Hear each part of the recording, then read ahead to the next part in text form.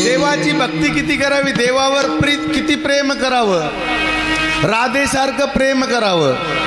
राधा ऐसी भई श्याम की दीवानी के ब्रज की कहानी हो गई, एक भोली भाली गाँव की गवार तो पंडितों की बानी हो गई। भक्ती राधेसारखी करायची।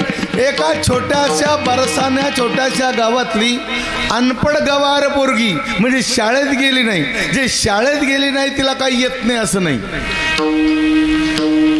कोणत्या शाळेत नाही, कोणतीच डिग्री नाही, कोणतं सर्टिफिकेट जवळ नाही, तरी सुद्धा 4 वेद 6 शास्त्र 18 पुराण ज्यांचे मुखोद्गत आहेत असे पंडित लोक समाजाला सांगतात की जर तुम्हाला उद्धार करून घ्यायचा असेल जीवनाचा तर नाव राधेचं घ्या, जिच्या नावामध्ये एवढी ताकद आहे।